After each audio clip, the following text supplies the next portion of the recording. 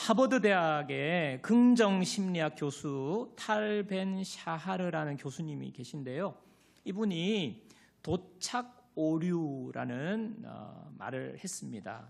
도착 오류. 이 무슨 말이냐? 이는 성공이라는 목표 지점에 도달하기만 하면 영원히 행복할 거다라고 믿는 것이 착각이다라는 것입니다. 도착 오류. 성공에 도달하기만 하면 우리는 아무 문제 없이 행복할 거다 하는 게 이게 오류라는 거죠. 이게 착각이라는 뜻입니다. 여러분, 우리가 그렇게 다 생각하고 있지 않습니까? 우리는 모두 인생의 어떤 지점, 우리가 목표로 하는 성공이나 성취라는 종착역에 도착하기 위해서 얼마나 열심히 살아가면서 오늘을 희생하면서 치열하게 살아가고 공부하고 노력하지 않습니까? 그런데 막상 그 자리에 도착하고 나면 그것이 끝이 아니라 또 다른 시작이라는 것을 알게 된다는 거죠. 여전히 채워지지 않는 내면의 허기가 사라지지 않고 있다는 것을 발견하곤 합니다. 오늘 읽은 이 성경의 야곱의 이야기가요, 바로 이 도착 오류 그리고 채워지지 않는 우리의 마음의 갈증을 가장 극명하게 보여주는 인생의 이야기입니다. 여러분, 야곱이라는 인물이 성경에 있거든요. 이 야곱이라는 인물은 쌍둥이로 태어났어요. 그 형의 이름은 에서입니다. 쌍둥이로 태어날 때 이 야곱이요, 형의 발꿈치를 잡고 나왔어요. 그래서 야곱이라는 이름이 바로 그 뜻이거든요. 발꿈치를 붙잡았다, 이 뜻입니다. 그리고요, 이 발꿈치를 붙잡았다는 말은 협잡꾼, 사기꾼 이런 의미가 있어요. 그러니까 이 야곱은요, 태어날 때부터 기질이 어떻게든 내가 원하는 것 내가 쟁취하고야 말겠다. 내가 필요한 것 내가 다 얻으면서 누리면서 살아야 되겠다. 그런데 굉장히 약삭 빠르죠. 장꾀에 능한 바로 사람의 전형이 바로 야곱입니다. 그러니까 어떻게 보면요, 요즘같이 이렇게 치열한 세상에는요, 그렇게 좀 약삭 빨라야 되고, 어떻게 보면 장꾀에 능한 사람이 손해보지 않고 잘 살아갈 것만 같은 이 요즘 같은 세상에 특화된 인간이라고 볼 수 있는데요. 아니나 다를까 야곱이 태어나자마자 좀 어느 정도 나이가 들어서 형 에서의 장자권을 빼앗습니다. 팥죽 한 그릇을 형에게 주면서 장자권을 빼앗아요. 여러분, 그 당시만 해도 장자권은요, 이 모든 것을 다 누리는 거거든요. 그 집안에 있는 것을. 그 장자권을 형에게서 빼앗습니다. 그리고 그것도 모자라가지고요, 아버지를 속여서 아버지의 축복권도 빼앗아요. 아버지가 노년에 죽기 전에 큰아들에게 축복을 막 쏟아부어 주는데 야곱이요, 형처럼 막 몸에 털 붙이고 그렇게 해가지고 형이라고 속이고 맏아들이라고 당신의 맏아들입니다 이렇게 아버지까지 속여가지고요 축복권을 빼앗았어요. 그러니까 어떻게든 나는 잘 살아보겠다. 그래서 장자권, 축복권 다 가졌었거든요. 그런데 문제는요, 그 다음이에요. 자기의 계획, 자기 원하는 것, 자기의 소원 다 이루었는데 보니까 오늘 본문에 보니까 지금요, 야곱은요, 자기 집을 떠나서 도망하고 있는 신세가 되었습니다. 이유가 뭡니까? 장자권을 빼앗았는데 형 에서가 분노하게 된 거예요. 그래서 내가 동생이지만 저 야곱 내가 죽여버리겠다. 완전히 분노를 가지고 동생을 죽이겠다는 마음. 그것 때문에요, 이 야곱이요, 지금 도망자의 신세가 된 거예요. 어머니 리브가가 이 사실을 알고 야곱아 너 형이 너를 죽이려고 해. 빨리 도망가. 일단은 피신해. 그래서요, 외삼촌 집으로 보내요. 현재 야곱의 상황을 한번 보십시오. 창세기 28장 10절입니다. 야곱이 브엘세바에서 떠나 하란으로 향하여 가더니 한 곳에 이르러는 해가 진지라. 거기서 유숙하려고 그곳에 한 돌을 가져다가 베개로 삼고 거기 누워 자더니. 여러분, 야곱은요 다 가졌어요. 장자권 다 가졌어요. 축복권 다 가졌어요. 자기가 가질 수 있는 지금 모든 성공을 다 쟁취했는데, 그러고 난 다음에 지금 여유롭게 해외여행 떠나는 게 아닙니다. 죽을까봐 형을 피해서 지금 급하게 도망가거든요. 지금 상황을 묘사하는 표현들을 한 번 더 자세히 보시기 바랍니다. 이 야곱이 떠나서요 한 곳에 이르렀다고 그랬어요. 한 곳. 어딘지 명확하게 나와 있지 않습니다. 그러니까 야곱의 지금 삶은 불확실한 상황이라는 것을 지금 이 단어가 보여주고 있는 거거든요. 그리고 해가 졌다고 그랬어요. 해가 졌어요. 그 인생에 서광이 비춰오고 막 해가 떠오르는 게 아니라 해가 졌다고 그랬어요. 밤이 찾아온 것 아닙니까? 절망적인 상황이 지금 야곱에게 도래했다는 것을 말하는 것입니다. 그가 지금 도망을 하고 있는데 유숙하려고 했어요. 유숙은 노숙입니다. 노숙.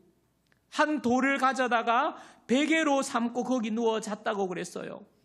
여러분, 다 가졌는데 몸 하나 누일, 몸을 보호할 숙소가 없다는 거예요. 그냥 광야의 들판에서 지금 잠자게 생겼다는 것 아닙니까? 그래가지고 아무것도 없으니까 베개라도 베야 되겠다. 돌을 가져다가 돌베개를 베고 누운 겁니다. 몸도 마음도 너무 쓸쓸하고요. 이 야곱의 지금 상황을 이 묘사한 성경을 보면요, 너무너무 처량한 신세가 된 거예요. 장자권도 가졌어요. 축복권도 가졌어요. 모든 것을 다 가졌는데 전혀 엉뚱한 상황이 이 야곱 앞에 펼쳐지는 것 아닙니까? 기대와는 다르게 상황이 흘러가는 것 아닙니까?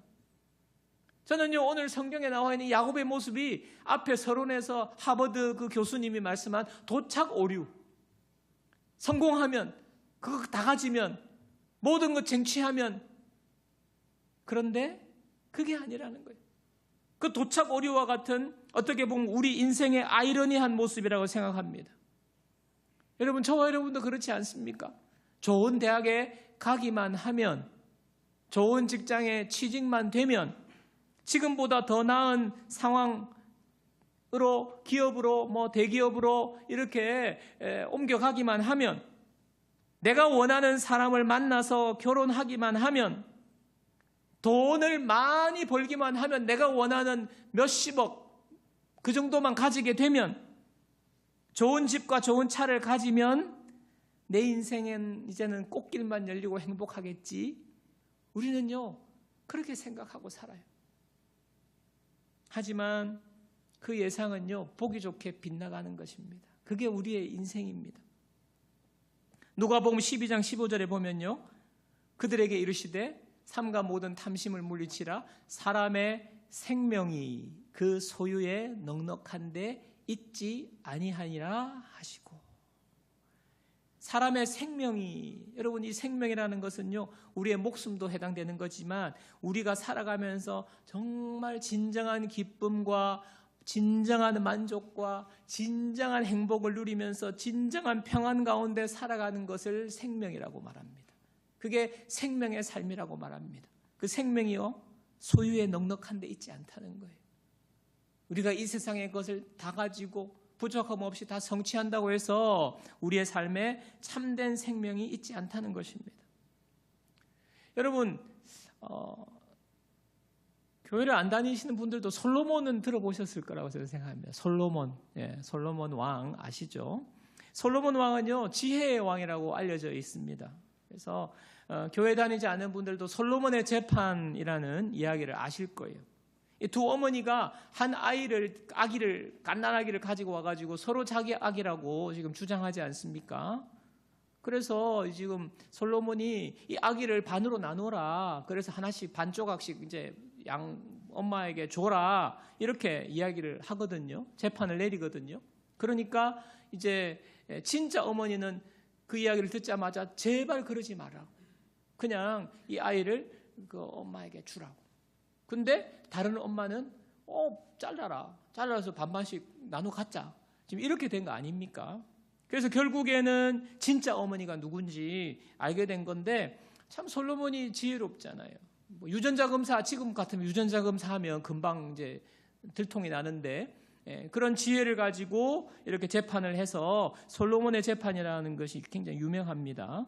근데 그 당시에요, 이 솔로몬이 지혜뿐만 아니라 얼마나 지혜로웠으면 그 주변에 있던 나라에서 이 솔로몬의 지혜로운 말을 듣기 위해서 많은 사람들이 스바 여왕이라든지 많은 왕들이요, 많은 금품을 가지고 방문을 했습니다. 그리고요, 솔로몬의 궁궐에는요, 금으로 된 방패, 금그릇, 의자, 의자는 기본이 금이에요, 금. 그리고 상아 조각으로 이렇게 화려하게 장식이 되어 있는 그런 이제 부유한 왕이었는데, 그러니까 뭐 은 같은 거는 시시한 거예요. 그리고 이 솔로몬은 상당한 그 당시에 권력을 가지고 있었기 때문에 정략 결혼을 모든 나라가 맺기를 원해가지고 정략 결혼을 해가지고요, 공식적인 부인만 1000명이었어요. 놀라지지 않으시네요. 공식적인 부인만 1000명. 그러니까 솔로몬은 인간이 누릴 수 있는 모든 영화를 다 누렸어요. 전무후무한 역사상 이보다 더 영화를 누린 사람이, 인물이 없을 정도였는데, 여러분 아마 참 이런 이야기를 들으면 야, 솔로몬 진짜 행복했겠다, 너무너무 걱정이 없었겠다, 너무너무 좋았겠다 이렇게 생각할지 모르겠는데, 그런데 그가요, 인생 말년에 기록한 전도서라는 책에 보면 그가 자기 인생을 쫙 돌아보면서 한마디 했어요. 헛되고 헛되고 헛되니 모든 것이 헛되다. 너무 허무한 인생이었다 하는 것을 솔로몬이 말한 겁니다. 제일 행복하고 다 누려보고 뭐 부인도 1000명, 첩도 몇천 명, 모든 것을 다 누려봤는데 그러면 행복할 줄 알았는데 헛된 인생이었다라고 고백하는 것입니다. 여러분, 제가 이런 말씀 드리는 이유는요, 우리 인간이 가지고 있는 좀 어리석은 실수가 있는데요, 그게 뭐냐 하면, 솔로몬이 헛된 인생이라 해도 그거 들어오지 않고요, 뭐가 들어오냐, 솔로몬의 금, 솔로몬의 그 여자 1000명, 막 이게 들어와가지고 일단은 헛되고 후회할지언정 그래도 한번 살아보면 좋겠다, 이 생각 우리가 인간의 참 마음이거든요. 저도 자녀 키우면서 부모로서 자녀에게 이런저런 충고하지 않습니까? 그러면 얘야, 이거는 절대 하지 마. 너 이거 안 하는 게 좋겠어. 엄마 아빠가 다 해봤는데 그거는 하지 말아라. 그러면요, 아이들이 어머니 아버지 알겠습니다, 감사합니다 이러지 않죠. 엄마 아빠는 다 해놓고 왜 나보고는 하지 말아요? 자기는 해봤으면서 꼭 이러거든요. 그러면서 말 안 들어요. 나만 못하게 한다고. 그래서 꼭 그걸 또 해요. 그래가지고 그때서야 어머니 아버지 말이 맞았구나, 그렇게 말하면서 하는 거 아닙니까? 여러분, 왜 그렇게 부모가 이야기합니까? 부모의 잘못된 경험, 너 그거 해가지고 시간 낭비하고 그 에너지 낭비하고 감정 소모하지 말라는 거예요. 똑같이 겪어보고 후회하지 말라는 것입니다. 무엇입니까? 엄마 아빠의 경험으로부터 너는 교훈을 얻어라. 그리고 엄마 아빠가 해야 될 실수하지 말고 너는 더 나은 단계로 바로 가라, 이거 아닙니까? 그러면 그 사람이 지혜로운 사람이라는 거거든요. 여러분, 솔로몬의 예를 통해서 참 드리고 싶은 말씀은요, 프랑스의 수학자이자 철학자인 블레즈 파스칼, 팡세로 유명한 블레즈 파스칼이라는 사람이 유명한 말을 남겼습니다. 모든 인간의 마음속에는 무한한 심연이 있다. 이 심연은 오직 무한하고 변하지 않는 대상, 즉 하나님 자신에 의해서만 채워질 수 있다. 인간의 마음속에는 오직 하나님만이 채울 수 있는 빈 공간이 있다. 이런 말을 했어요. 여러분, 마치 바닥 한가운데 우리가 표류하고 있는데 목이 너무 말라요. 그렇다고 인해서 바닷물이 얼마나 많습니까? 그 바닷물 퍼가지고 막 벌컥벌컥 마신다고 갈증이 해소되지 않는 것과 똑같은 거예요. 우리에게는요, 참 만족을 줄 수 있는 것이 그 하나님만이 채울 수 있는 빈자리가 있어요.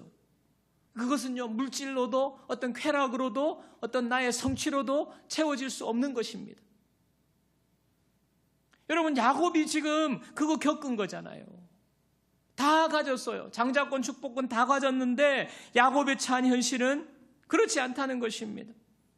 여러분, 야곱이 이 진리를 이제 현실로 마주하니까 얼마나 당황이 됐고 실망스러웠겠습니까? 나는 장자권 가졌고 축복권 가졌고 이제 내 앞에는 이제 꽃길만 열릴 거라 생각하는데 지금 도망자가 되고 지금 누울 곳이 없어가지고요, 광야 한가운데서 찬 이슬 맞으면서 돌을 베고자 하는 이 상황을 보면서 얼마나 당황했겠어요. 절망하지 않았겠습니까? 그런데 그때 놀라운 체험을 하게 되는데요, 오늘 성경에 보니까 꿈을 꾸게 됩니다. 사닥다리가요 하늘에서부터 쫙 내려와요. 그리고 하나님의 천사들이 오르락 내리락 하는 그 꿈을 꾸게 되는데, 거기서 하나님이 위에서 말씀하십니다. 하나님의 음성이 들리는 거예요. 뭐라고 말씀하시느냐? 첫째, 내가 누워있는 지금 이 땅을 내와 내 자손에게 줄 것이다. 둘째는요, 내 자손이 티끌같이 많아지게 될 것이다. 사방으로 퍼져나갈 것이다. 그리고 복을 받을 거다. 셋째는요, 창세기 28장 15절입니다. 내가 너와 함께 있어 내가 어디로 가든지 너를 지키며 너를 이끌어 이 땅으로 돌아오게 할지라. 내가 내게 허락한 것을 다 이루기까지 너를 떠나지 아니하리라. 세 가지 말씀하시죠. 너 지금 누워있는 이 땅, 어떻게 보면 지금 절망의 상황 아닙니까? 깜깜한 밤 아닙니까? 이 상황을 하나님께서 너에게 회복시켜 주겠다. 그 다음에 너의 후손들이 정말 많아질 것이고 복을 줄 것이다. 미래에 대한 축복이거든. 그리고 세 번째 중요한 것, 하나님이 너와 함께 해줄 거야. 너를 떠나지 않을 거야. 너를 지켜줄 거야. 지금 이 말씀 하고 계십니다. 여러분, 꿈 꾸셔보신 분 잘 아시겠지만, 꿈은요, 여러분이 꾸고 싶다고 해서 꾸어지는 게 아니더라고요. 오늘 밤에 이 꿈 꿨으면 좋겠다. 제가 연전에 연애할 때 전화 늦게까지 하고 꿈에서 보자 막 이러면서, 너무 오글거리네. 꿈에서라도 보면 좋겠다 했는데 꿈 안 꾸지더라고요. 꿈은요, 내 의지로, 내 주도권이 하나도 없다는 거예요. 무엇입니까? 여기서 꿈에 하나님이 나타났다는 것은요, 야곱의 의지가 아니라 하나님의 의지, 하나님이 주도적으로 나타나신 겁니다. 나타나셔가지고요, 내가 누워있는 땅 줄게, 복을 주겠다, 너와 항상 함께 하겠다. 하나님이 먼저 찾아오셔서 하나님이 주도적으로, 하나님께서 이 지금 야곱의 처량하고 절망적인 상황을 바꾸어 주시겠다는 거죠. 여러분, 특히요, 저는요, 하나님이 너와 함께 하겠다. 지금요, 야곱은요, 너무 아무것도 없어요. 혼자서 지금 광야의 도망자가 신세가 되어서 너무너무 외로운 거 아닙니까? 아무것도 없어요. 깜깜한 어둠만이 그 주변에 있습니다. 근데요, 장자권 가졌었잖아요. 축복권 가졌었잖아요. 성공했잖아요. 자기가 계획한 거, 목표한 거 다 가졌잖아요. 근데 그게 어디로 갔습니까? 어디로 갔습니까?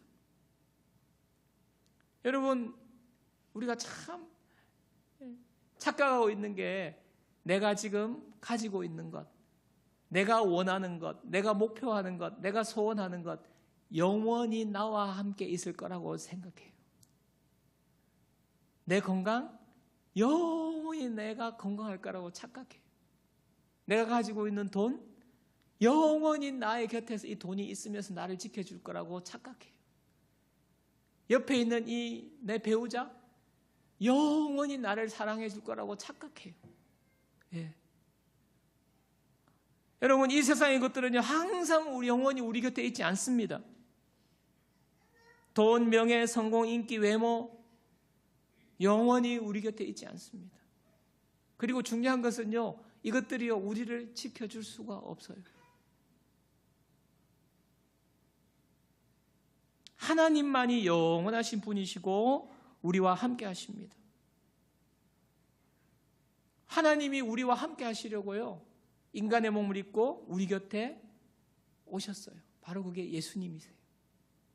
그래서 우리는요, 교회 다니는 분들은 이 예수님을 믿고 예수님과 함께 살아가는 인생을 사는 것이 바로 우리 그리스도인들입니다. 히브리서 4장 15절 한번 보십시오.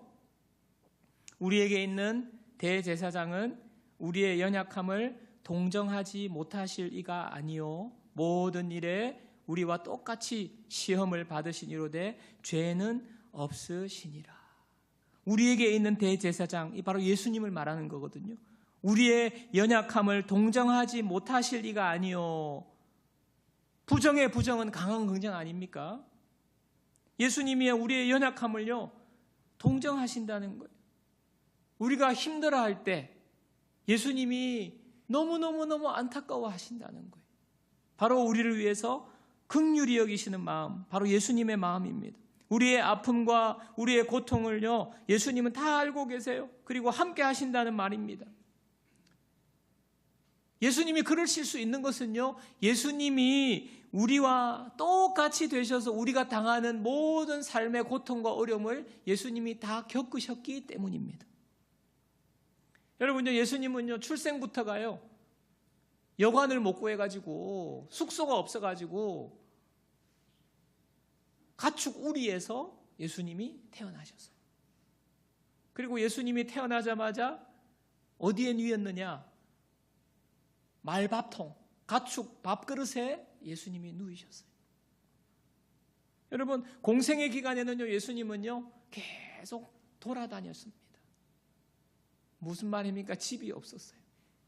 그래서 예수님은요, 집 없어서 고통당하는 사람의 마음을 예수님은 누구보다 잘 알고 계십니다. 예수님은요, 또 십자가를 지시기 전에 채찍에 맞아서 온몸이 갈기갈기 찢어지는 고통을 예수님이 당하셨어요.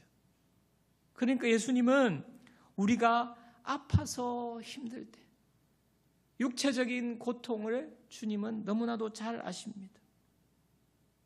예수님께서 아파 보셨기 때문에, 고통을 당해 보셨기 때문에, 그래서 예수님 우리의 손을 붙잡고 우리를 위로해 주실 수 있는 분이십니다. 예수님은 40일 동안 금식하신 적이 있습니다. 사랑하는 제자들에게 배신을 당해 보셨습니다. 배고픔의 아픔, 고통, 무언가 경제적인 어려움, 없음의 고통을 주님은 아십니다. 사람들로부터 배신을 당해 보셨기 때문에 사람들로부터 받은 상처, 사람들이 우리를 뒤통수 칠 때 우리가 받은 그 배신을 주님은 아세요. 예수님은요, 또 많은 사람들이 미친 사람이라고 손가락질을 하기도 하고요, 얼굴에 침뱉음을 받기도 하셨습니다. 자존심이 무너지고 수치심이 몰려오는 모든 상황을 주님은 겪으셨어요. 그래서 예수님은 우리가 이 땅에서 겪는 모든 어려움과 고통과 눈물을 주님은 아십니다. 그리고 우리를 안타까워하시고 위로하시는 분이십니다. 그리고 마침내 예수님은요, 십자가에서 생명을 잃고 무덤에 들어가셨습니다. 우리가 겪을 수 있는 이 세상의 희노애락, 고통, 눈물, 모든 절망의, 죽음의 모든 것을 주님이 아십니다. 그래서 예수님이 누구보다도 우리를 잘 이해하세요. 근데 동시에 예수님은요, 하나님의 아들이시기 때문에, 하나님이기 때문에 모든 것을 해결할 능력을 가지고 계십니다. 그렇기 때문에 우리는요, 예수님 믿으면 기도해요, 기도. 그냥 막연하게 우리의 간절한 마음을 담아서 그냥 지성이면 감천이라고 누군지도 모르는, 어떠한 신인지도 모르는 누군가에게 기도하는 것이 아니라 하나님께 기도한다고요. 능력이 많으신 예수님, 하나님께 기도하는 것입니다. 그러면요, 예수님은요, 우리를 맞아주세요. 두 팔 벌리고 우리를 안아주세요. 우리를 위로해 주십니다. 우리 눈에 눈물을 닦아주시고요, 우리의 모든 문제를 주님은 들으시고 해결하실 수 있는 전능하신 하나님이십니다. 그리고 우리의 삶에, 매일매일의 삶에, 우리의 이 땅에서의 여정이 끝나는 그날까지 우리를 손을 붙잡고 인도해 주시는, 우리와 함께 하시는 임마누엘의 하나님, 하나님이 우리와 함께 하신다. 야곱에게 지금 하나님이 내가 너와 함께 할게, 너를 지켜줄게, 너를 떠나지 아니할 거야, 그 하나님이거든. 여러분, 개그우먼 조혜련 씨를 잘 아시죠? 조혜련 씨가 참 요즘에 또 굉장히 잘 나가고 뜨고 있는데, 과거에도 조혜련 씨가 최고의 개그우먼이었습니다. 탑에까지 올라갔고 그때는 너무너무 인기가 많아가지고 일본까지 진출한 걸로 저희들은 알고 있습니다. 그냥 온갖 것을 뭐 다 하고 뭐 에어로빅 이겁니까? 태보입니까? 뭐 이거 그 비디오도 찍고 뭐 얼마나 잘 나가는지 몰라요. 열정의 아이콘이었는데 이제 그 당시에 그렇게 조혜련 씨가 항상 탑을 찍을 때 마음 한구석에 이게 채워지지 않는 허전함이 있었다고 합니다. 그러다가 이제 이 조혜련 씨가 이혼하게 되고요. 여러 가지 비난이 오고 하루아침에 그냥 이렇게 무너지는 여러 가지 상황을 만나게 되었죠. 마치 이제 해가 진 밤과 같이 그 인생에 밤이 찾아온 것 아닙니까? 그렇게 해서 그냥 대중에게 많이 잊혀졌다가 이제 요즘 와서 하는 주 간증을 들어보면 그가 이혼과 비난과 많은 두려움 속에서 있을 때 하나님께서 새로운 만남을 주셔서 지금의 남편이 된 분을 이제 연애할 때에 이제 이분이 조혜련 씨에게 교회를 한번 가자 그런 거예요. 그러니까 이제 조혜련 씨는 남녀 호랭개교를 열심히 믿었던 사람이거든요. 그러니까 기독교에 대해서 너무너무 거부감이 있었던 거예요. 그러니까 교회를 갈 마음이 없었어요. 근데 이 남편이 한 번만 가자. 그래서 교회를 따라간 거죠. 교회를 가가지고 저 맨 뒤에 앉아가지고 그냥 고개 푹 숙이고 그렇게 있는데 예배 드리는 중에 이 조혜련 씨가 이유를 알 수 없이 눈물이 쏟아지기 시작한 겁니다. 그래가지고 내 무슨 일이지 창피하게 막 이러면서 그러고 있는데 그러면서 이 마음속에 이 눈물이 뭔지 그런 생각도 들고 정말 도대체 이 사람들은 이곳에 앉아있는 사람들은 도대체 뭐 하는 사람들이길래 이렇게 기뻐하고 웃고 평안한 얼굴인지 궁금해지더라는 거예요. 그래가지고 정말 이 조혜련 씨가 조금 더 알아봐야 되겠다. 그래서 성경을 읽기 시작한 거예요. 성경을 읽다가 이 조혜련 씨가 예수님을 만나게 됩니다. 그러면서 그가 중요한 사실을 깨달은 거예요. 내 힘만으로 살려고 애썼던 시간이 얼마나 고단했는지를 깨닫게 됐다는 거예요. 내 힘만으로 살려고 했던 그 삶이 얼마나 고단했는지 깨닫게 되고요.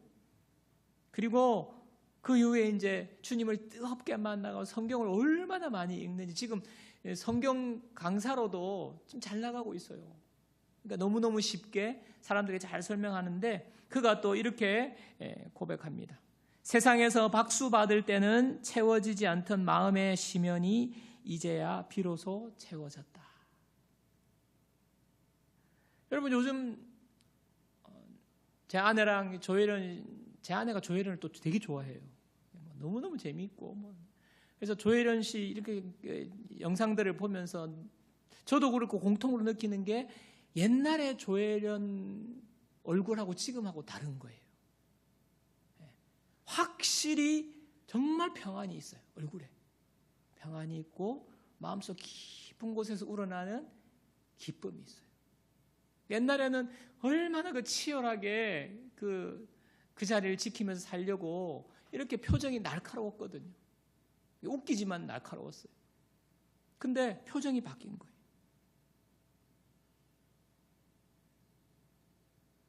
남편을 따라서 교회 간 그 순간에 하나님이 찾아오신 거죠.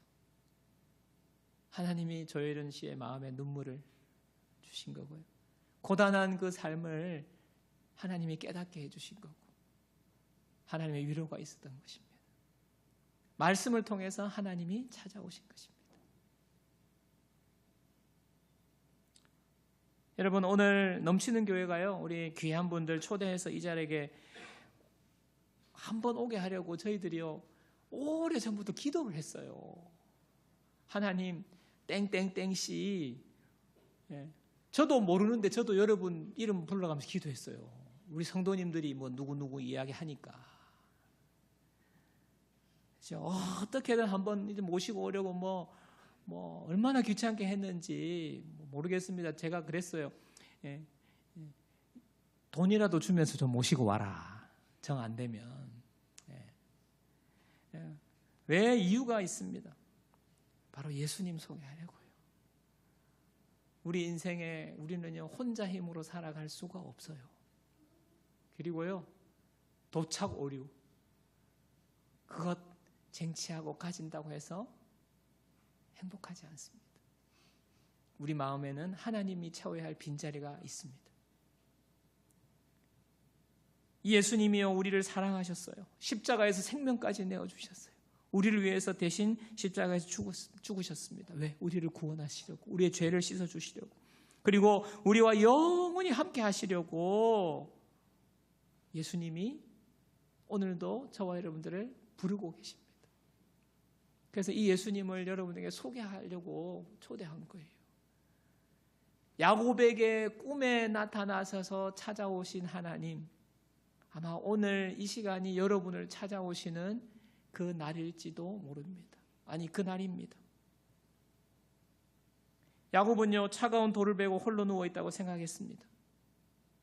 하지만 하나님은 그 차가운 인생의 밤에 야곱을 찾아오셨어요.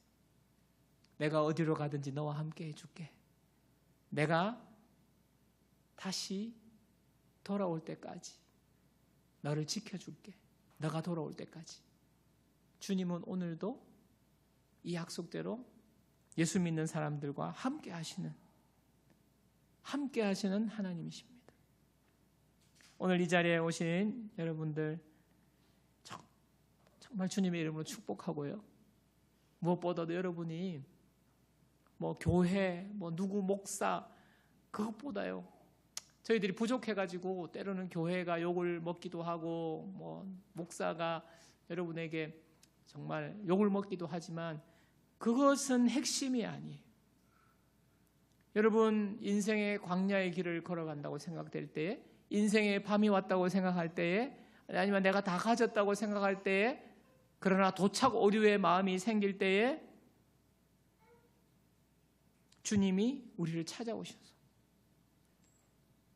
우리의 모든 빈자리, 허무한 마음들을 주님이 채워주심을 여러분 믿으셨으면 좋겠어요. 예수님은 함께 하기를 원하시고요. 날마다 우리 인생길을 함께 걷기를 원하시는 분이 바로 예수님입니다. 여러분, 뭐 주변 분들 뭐 앞으로 어떻게 될까, 뭐 교회 나오면 얽매이게 되는 거 아닌가, 그런 거 신경 쓰지 마시고요. 여러분에게 중요한 것은 여러분이 하나님과 함께하는 인생을 사시는 것입니다. 오늘 소개해드린 예수님을 여러분들이 만나시기를 축복하고, 또 예수님을 믿고 함께 인생의 길을 하나님과 동행하게 되시기를 주님의 이름으로 축원합니다.